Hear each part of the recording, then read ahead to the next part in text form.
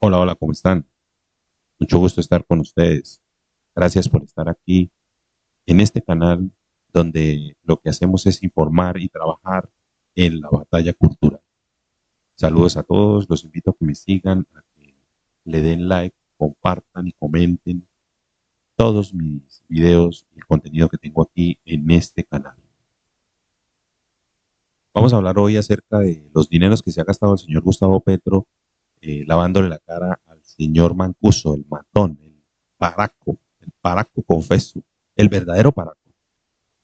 Eh, También vamos a hablar de un escándalo que se le ha estallado al señor Gustavo Petro en su cara.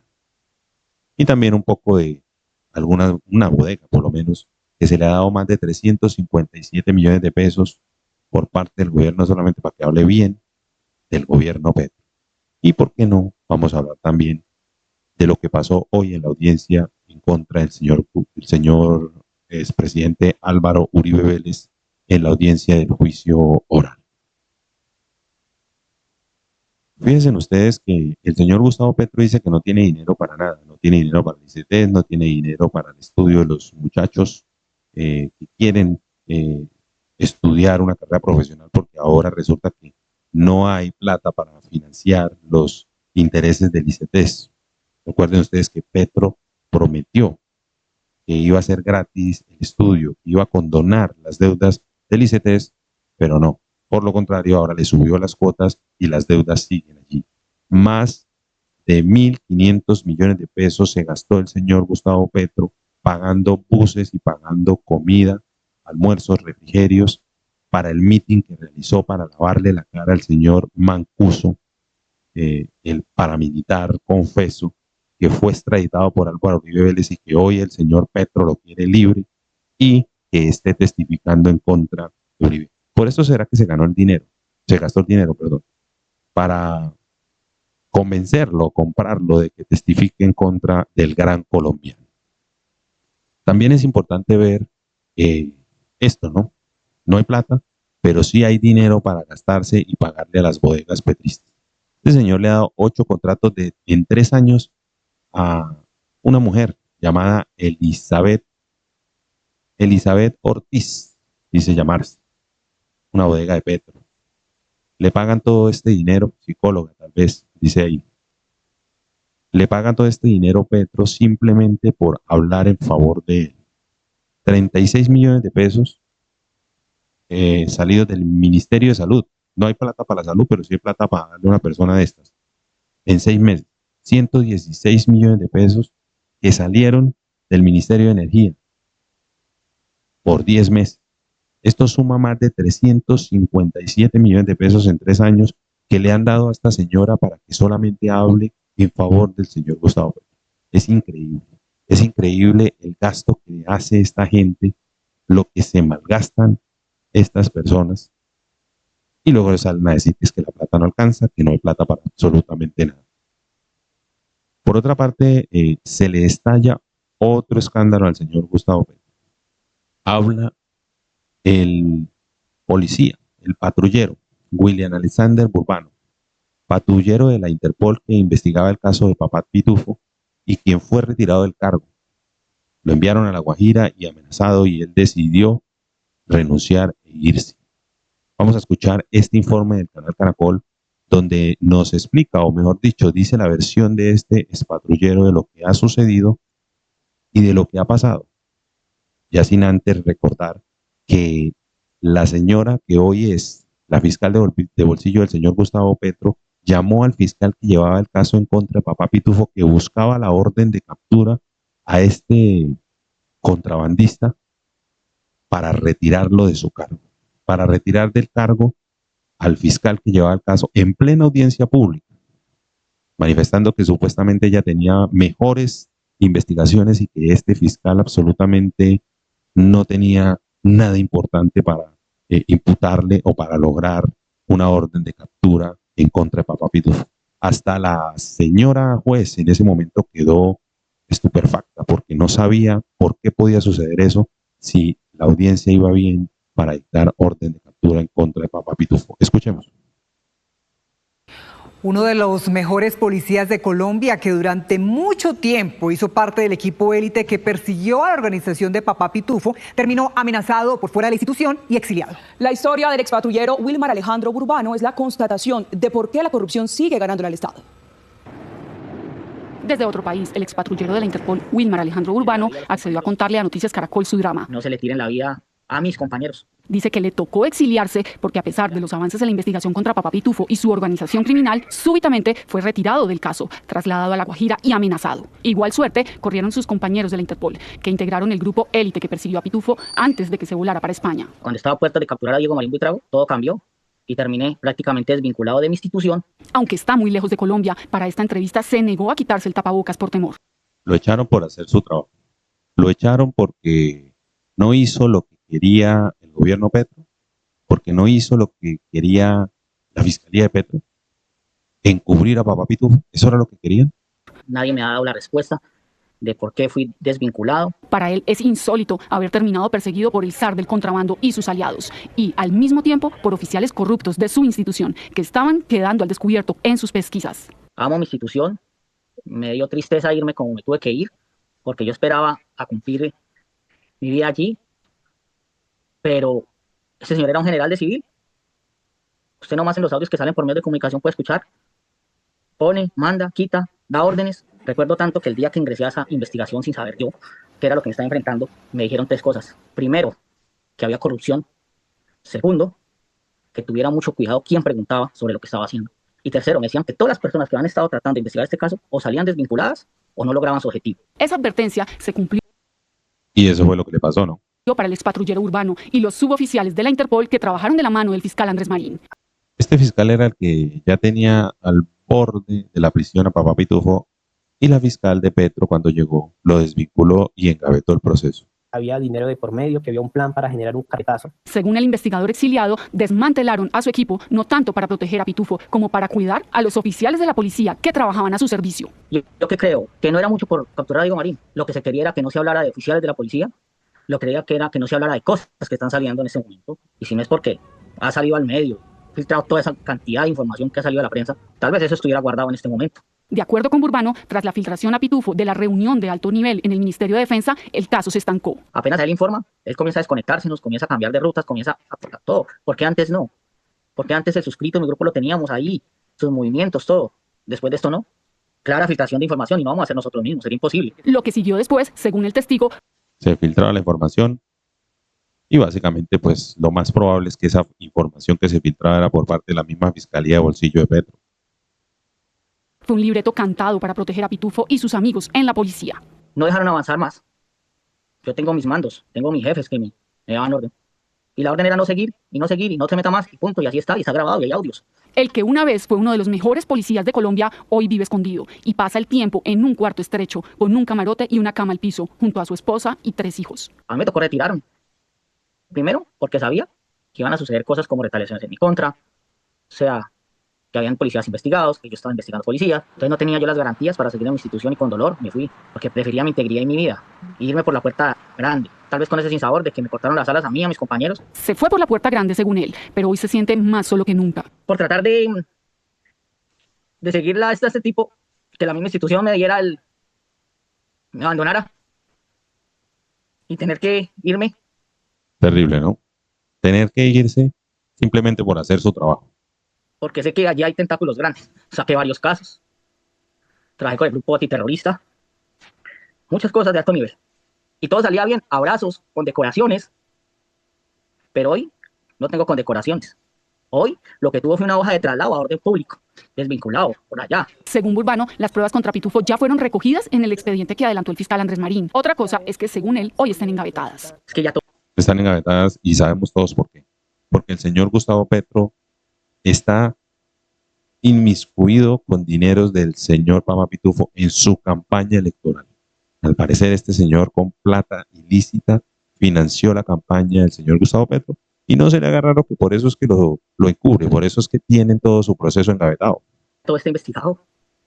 Es lo que tienen es que seguir y verificar y analizar las pruebas que se tienen. Seguir adelante para que lo puedan lograr y tal vez que este señor diga realmente lo que ha pasado durante estos 38 años y más.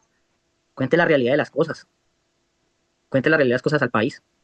quiénes son los que le han servido dentro de la institución, dentro de instituciones, dentro del gobierno. El investigador en el exilio cuenta que grabó el encuentro con el entonces jefe de la Interpol, coronel Mario Javier Durán, porque él conocía que había unos poderes en la policía que buscaron torcer el expediente para proteger a Pitufo. El señor coronel Durán siempre estuvo al frente también de la operación, por ser nuestro jefe directo. Siempre tratamos de tener su apoyo. Cuando nos llega el traslado, yo comencé a evidenciar que ya aquí no había nada bueno, que aquí algo estaba sucediendo. Por mi seguridad, la de mis compañeros, decido grabar todas mis conversaciones con él. Burbano está convencido de que al ministro Iván Velázquez lo malinformaron sobre el caso, pues según él, en su proceso estaba todo el material probatorio para encerrar a Pitufo por sus andanzas en los últimos 40 años. Además, dice estar indignado porque un general de la policía que apareció nombrado en la investigación que llevaba es uno de los que firma el acta mediante el cual sacaron de la policía al mayor César Ortiz, principal investigador del caso contra alias Pitufo. Dentro del proceso investigativo siempre se nombró los comandantes de la policía fiscal y aduanera. Y le quiero comentar algo. Quiero que sea de la opinión pública. Sacan al mayor, al segundo Interpol, que era el líder de la investigación, el coordinador de investigar como oficial de nosotros.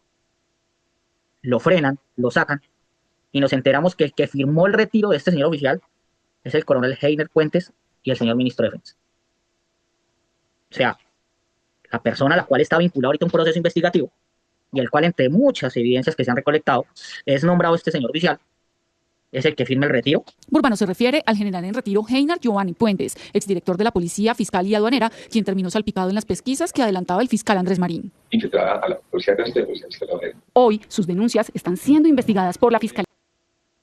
Mientras a Papá Pitufo lo encubren, al gran colombiano lo quieren meter a la cárcel, haciéndole un proceso tramposo, mentiroso, sin garantías. Hoy, el expresidente Álvaro Uribe Vélez estuvo otra vez en audiencia pública, donde el testigo fue el señor Héctor Romero, esta vez testigo directo de la Fiscalía.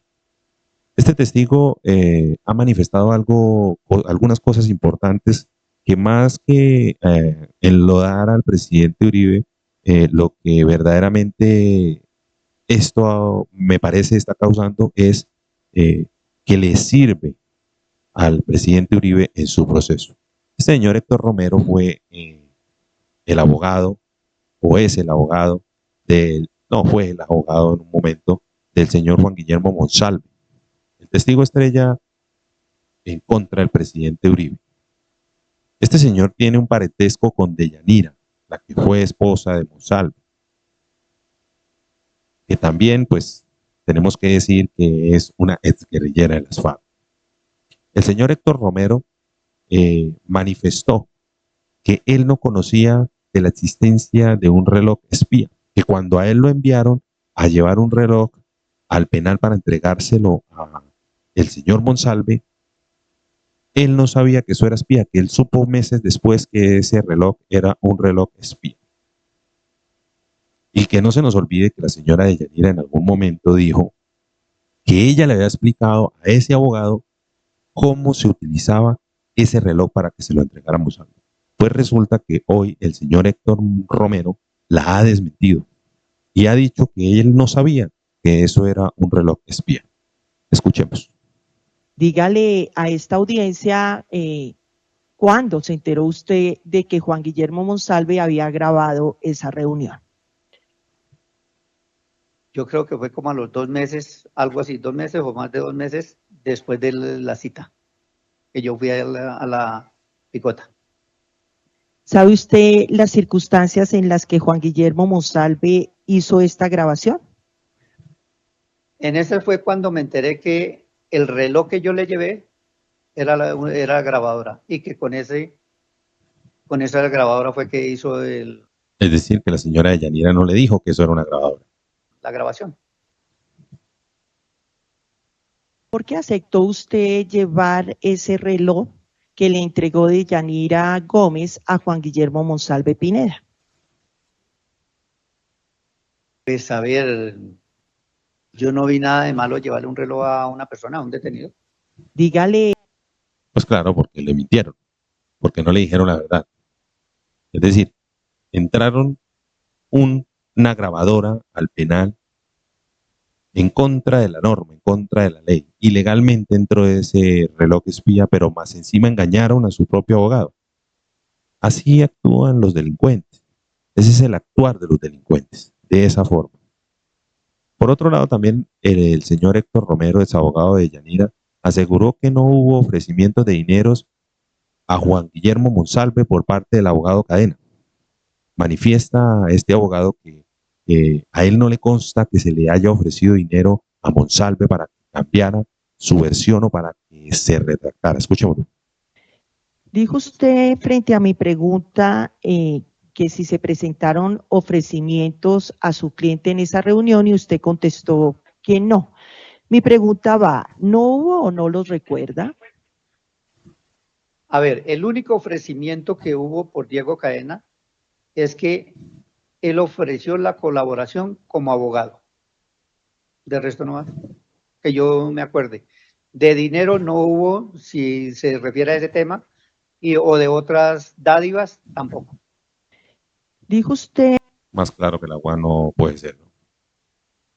Este señor manifiesta que no le puede constar que le ofrecieron plata al señor Monsalve para que cambiara su versión.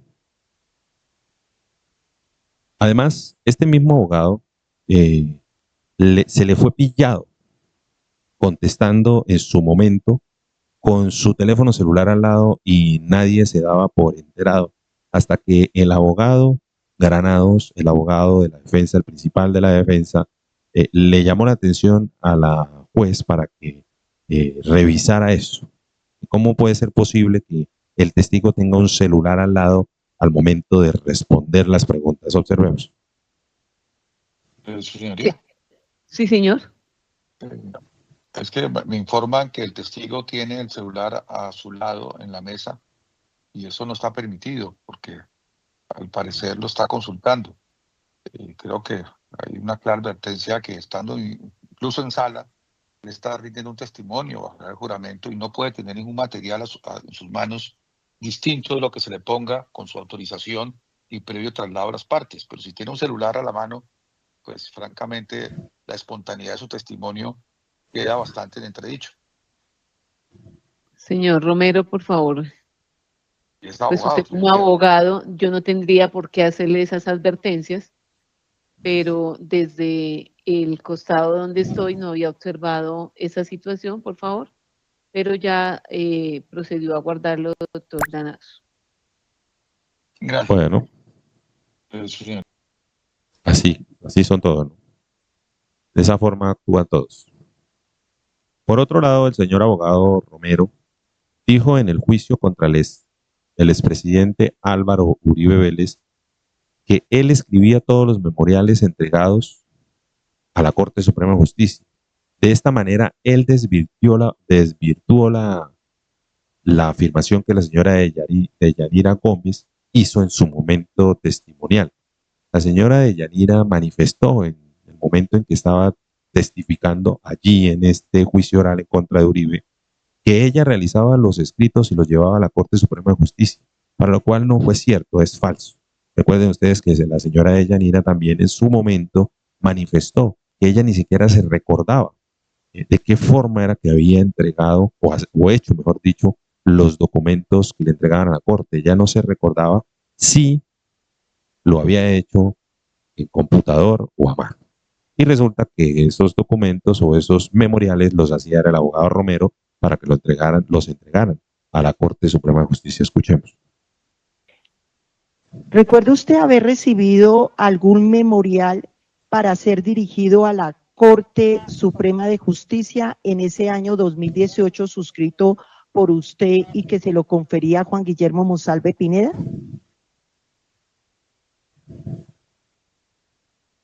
A ver, a excepción del poder, no creo, ninguno, no me acuerdo. Pero no, o sea, únicamente recibía poderes y yo era el que hacía memoriales. ¿Recuerda usted haber recibido? Él era el que hacía los memoriales. O sea que la señora Deyanira está mintiendo. También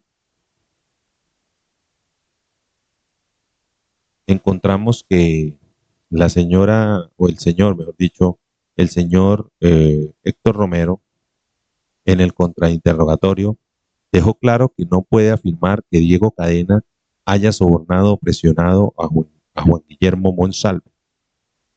le hicieron esa pregunta de si él podría, digamos, afirmar que Monsalve le ofreció dádivas o le ofreció dinero para cambiar su versión, y este señor pues tuvo que decir que él no podía afirmar algo así. Escuchemos. ¿Hubiese hecho algo parecido? Tampoco. Poco. ¿Usted pudo en algún momento ver que el abogado Diego Cadena sacara unos documentos para que estampara su firma el señor Juan Guillermo Monsalve? En el video no. ¿Usted pudo percibir, usted fue testigo de algún ofrecimiento ilegal que hubiera hecho el abogado Diego Cadena a su cliente Juan Guillermo Monsalve? No, ninguno. ¿Usted pudo darse cuenta en desarrollo de esa visita, lo que percibió, que se habló del tema de la JEP, ¿cierto? Sí, ese era el tema a que yo iba a tratar. ¿No? ¿Cierto? Muy bien. Y según lo que usted recuerda entonces, y viendo lo que pasó ahí, usted ahí manifestó su opinión de que Juan Guillermo Monsalve no tenía posibilidad jurídica alguna de ingresar a la JEP, ¿correcto? Correcto.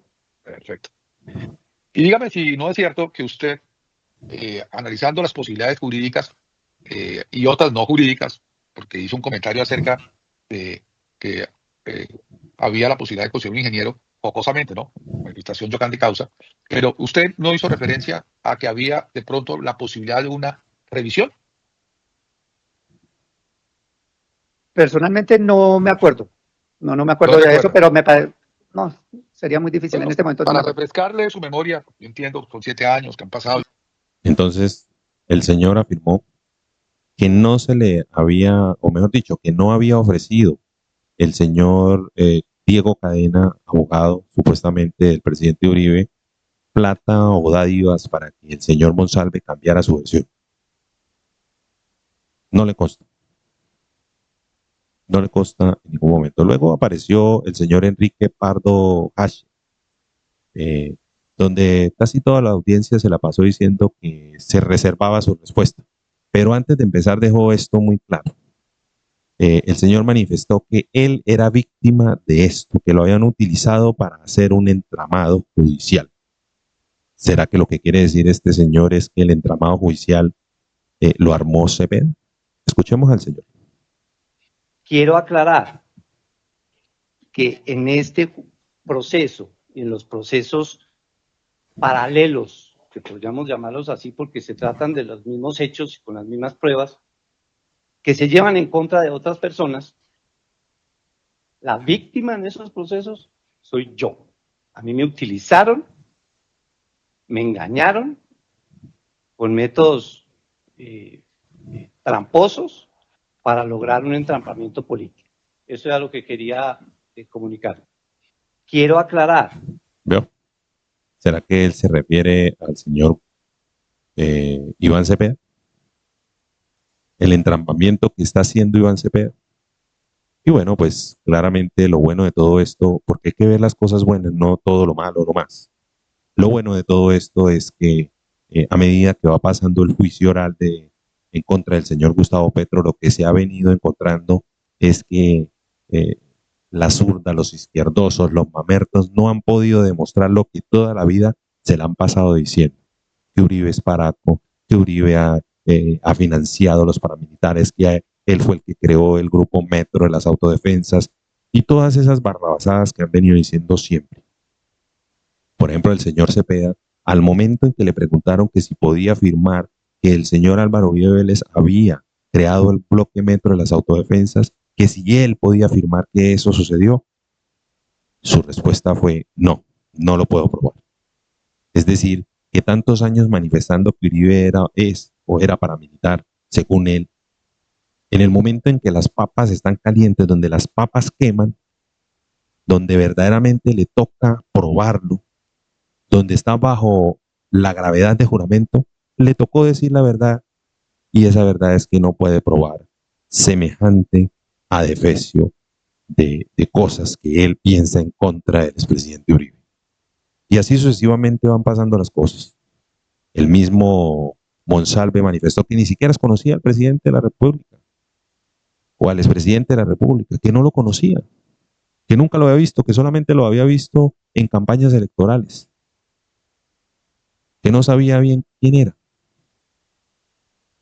Eso lo dijo él. Y los audios que ha entregado la señora Deyanira y el señor Monsalve Lo único que hemos encontrado es una charla entre abogados donde no se encuentra ningún delito, donde no se encuentra la comisión de ningún delito, donde no se puede afirmar que el expresidente Álvaro Uribe Vélez le haya ordenado al señor Cadena pagarle o darle dádivas para que cambiara su versión al señor Monsalve. Todo lo contrario, el que le ha hecho todas esas, o le ha dado todas esas dádivas al señor Monsalve ha sido el señor Iván Cepeda. 12 millones a su familia, le consiguió utensilios para que utilizara, digamos, o para que pudiese allá hacer sus mismos alimentos en la cárcel, como por ejemplo una nevera, como por ejemplo ollas y demás cosas para que él se pudiese preparar allá sus alimentos. También abogó por él ante el director de la cárcel para que a él no se lo trastearan para otras cárceles y allá corriera peligro. Es decir, este tipo ha sido el que ha, digamos, sobornado al testigo, porque él le ha dado todos esos beneficios, contrario al expresidente Álvaro Uribe, que no le dio absolutamente nada y que en los audios ha quedado claro que nunca se le ha brindado un solo peso ni se le ha prometido absolutamente nada, que por lo contrario él es el que pide, y que incluso, ya para terminar, el señor Monsalve confesó que en el momento en que el expresidente Álvaro Uribe Vélez fue presidente, él le envió una carta para pedirle el favor que le ayudara con su pena de 40 años de cárcel por secuestro extorsivo. Pena que el mismo señor Monsalve niega, teniendo la sentencia, lo negó que había sido él condenado por secuestro extorsivo. Bueno, compañeros, amigos y amigas, a todos ustedes, muchas gracias por estar aquí. Los invito a que me sigan, a que le den like, a que comenten, a que me ayuden a que esto sea un poco más viral para seguir adelante con la información y con la batalla, la guerra cultural que debemos emprender todos nosotros en contra de la mamertería, no solamente colombiana, sino también latinoamericana. Gracias a todos, nos vemos.